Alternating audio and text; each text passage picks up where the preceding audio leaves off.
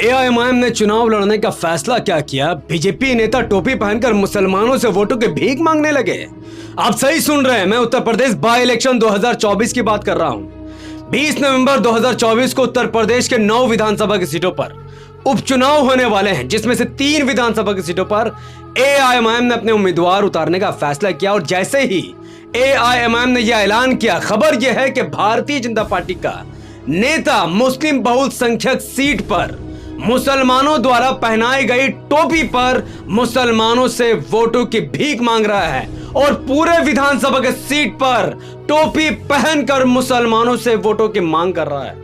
क्या है पूरा मामला, क्या होगा परिणाम और क्या उत्तर प्रदेश का मुसलमान एक बार फिर से बनेगा जुम्मन या फिर देगा एआईएमआईएम का साथ? पूरी वीडियो को विस्तार से समझेंगे और जानेंगे। उससे पहले अस्सलाम वालेकुम वरहमतुल्लाहि वबरकात। अल्लाह के नाम से शुरू, जो बड़ा मेहरबान और निहायत रहम करने वाला है। मैं हूं मोहम्मद हफीज अंसारी और आप देख रहे हैं द पॉलिटिकल।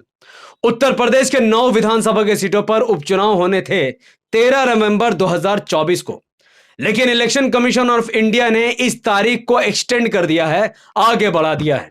अब उत्तर प्रदेश के 9 विधानसभा के सीटों पर चुनाव 13 तारीख को नहीं बल्कि 20 नवंबर 2024 को होने हैं। लेकिन हम बात करेंगे उन 3 विधानसभा की सीटों पर जिस पर एआईएमआईएम ने अपना प्रत्याशी डिक्लेयर किया है और जिस सीट पर बीजेपी नेता मुस्लिम बनकर पूरे विधानसभा की सीटों का चक्कर लगा रहा है। उन 3 विधानसभा की सीटों में से सबसे पहला सीट जिसका नाम है कुंदरकी, जिसमें लगभग 2,45,000 मुसलमान मुस्लिम वोटर्स हैं। 65% आबादी वाला यह कुंदरकी विधानसभा सीट 2019 में यहां से जियाउर रहमान बर्क 1,25,000 वोटों से जीत दर्ज करते हैं, जबकि यहां से बीजेपी की करारी हार होती है। लेकिन जियाउर रहमान बर्क की वफात होने की वजह से इस सीट पर अब उपचुनाव होने की तैयारी हो रही है और एआईएमआईएम ने कुंदरकी विधानसभा सीट से हाफिज मोहम्मद वारिस साहब को मैदान में उतारा है, जिनको पिछली बार वहां से कुंदरकी विधानसभा सीट से 14,000 महज वोट मिले थे, क्योंकि वहां के लोगों का ऐसा मानना था कि समाजवादी पार्टी बहुमत से सरकार बनाएगी और बीजेपी को हराने के लिए एसपी को वोट करना जरूरी है।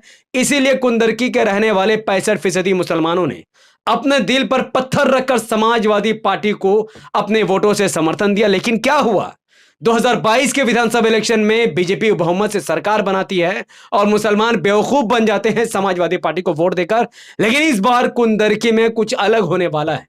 मुस्लिम बहुसंख्यक सीट को देखते हुए भारतीय जनता पार्टी के प्रत्याशी, हिंदू प्रत्याशी टोपी पहनकर पूरे विधानसभा सीट का चक्कर लगा रहे हैं, मुसलमानों से उनके वोटों की भीख मांग रहे हैं। क्योंकि यहां मुस्लिम वोटर 2,45,000 है तो हिंदू वोटर 1,38,000 है।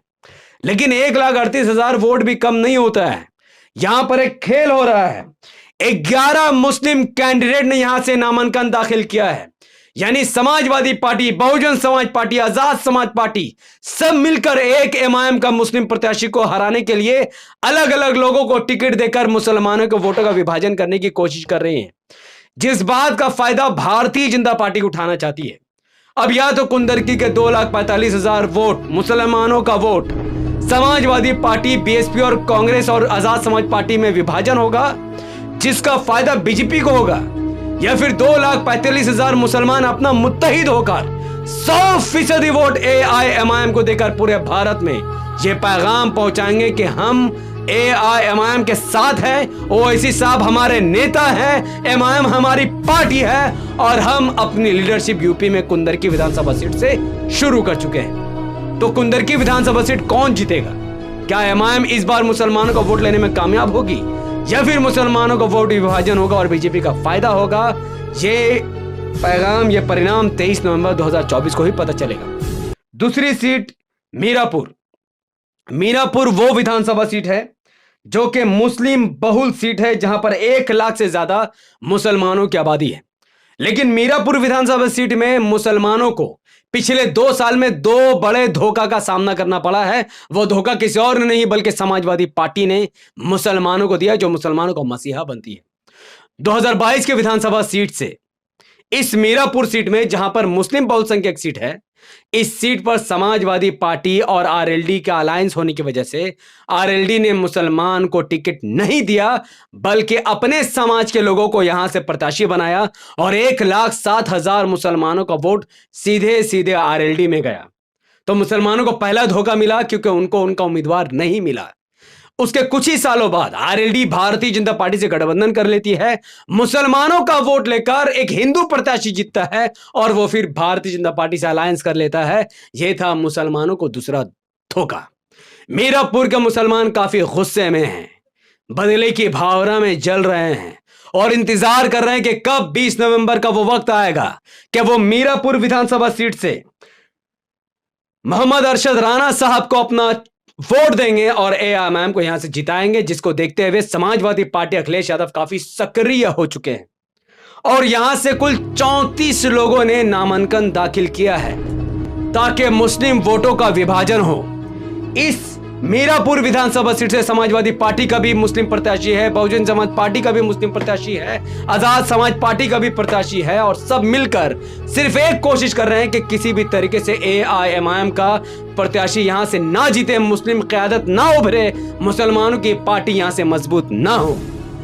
अब मीरापुर के लोगों को इस बात का फैसला करना है कि क्या वो अपना 1 lakh vote Azad Samaj party, Samajwadi party और बहुजन समाज पार्टी में विभाजन करके बीजेपी को फायदा पहुंचाएंगे या फिर मुत्तहिद होकर एआईएमआईएम को अपने वोटों का समर्थन करके ओवैसी साहब का नाम पूरे भारत में एक पैगाम पहुंचाएंगे कि मीरापुर की जनता अब समाजवादी पार्टी के गुलाम नहीं बल्कि अपनी क़यादत को खड़े करने के लिए वो एमआईएम को जीत दिलाने की कोशिश करेगी। तो मीरापुर विधानसभा सीट में कौन जीतेगा इसका भी फैसला 23 नवंबर 2024 को होगा। तीसरा विधानसभा सीट गाजियाबाद। गाजियाबाद में भी अच्छे खासे मुसलमानों का मुस्लिम वोटर है, लेकिन गाजियाबाद में पिछली बार एक अजीब कारनामा पेश आया। 2022 के विधानसभा इलेक्शन में गाजियाबाद के भारतीय जनता पार्टी के कैंडिडेट को 1,50,000 वोट मिले और समाजवादी पार्टी के कैंडिडेट को सिर्फ 44,000। एआईएमआईएम के चुनाव ना लड़ने के बावजूद भी समाजवादी पार्टी बीजेपी से बुरी तरीके से हारती हुई दिखी, जो इस बात को सिद्ध करता है कि अखिलेश यादव या राहुल गांधी, भारत का जो नेता एआईएमआईएम और ओवैसी साहब को बीजेपी का बी टीम कहता है, वो एक नंबर का जाहिल है, क्योंकि गाजियाबाद में एमआईएम चुनाव नहीं लड़ी, उसके बावजूद भी समाजवादी पार्टी और कांग्रेस बीजेपी को नहीं हरा पाई। तो जब समाजवादी पार्टी पर और कांग्रेस पर मुसलमान भरोसा नहीं कर रहे हैं, गाजियाबाद का दलित भरोसा नहीं कर रहे हैं, जिसको देखते हुए इस बार गाजियाबाद के उपचुनाव में एआईएमआईएम ने अपना दलित प्रत्याशी मैदान में उतारा है, जिनका नाम है रवि कुमार गौतम। और गाजियाबाद में मुसलमान और दलित की अच्छी खासी आबादी है और भारतीय जनता पार्टी पिछली बार जीती थी, लेकिन इस बार ऐसा नहीं होगा।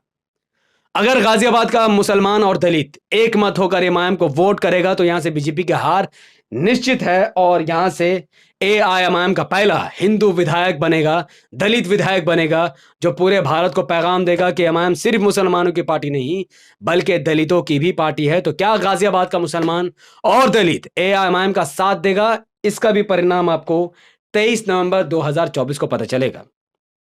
तो 23 नवंबर 2024 को गाजियाबाद में उत्तर प्रदेश में होने वाले 9 विधानसभा के सीटों पर उपचुनाव के परिणाम सामने आएंगे। मेरे हिसाब से 3 सीट एआईएमआईएम बखूबी जीत रही है, 4 सीट समाजवादी पार्टी जीतने वाली है और 2 सीट पर भारतीय जनता पार्टी सिमटने वाली है। और जहां तक चंद्रशेखर आजाद की बारी है, तो ये एक धोखाबाज आदमी है। मुसलमानों के समर्थन से ये एमपी बन गया है, लेकिन एआईएमआईएम से अलायंस करने की जगह जिस एआईएमआईएम ने इनका समर्थन किया था लोकसभा चुनाव में, उस एआईएमआईएम को इम्तियाज माफ करना चंद्रशेखर आजाद ने बहुत बुरा धोखा दिया है और तमाम मुस्लिम बहुल सीट में अपने उम्मीदवार उतारकर मुसलमानों का वोट काटने की कोशिश कर रहा है।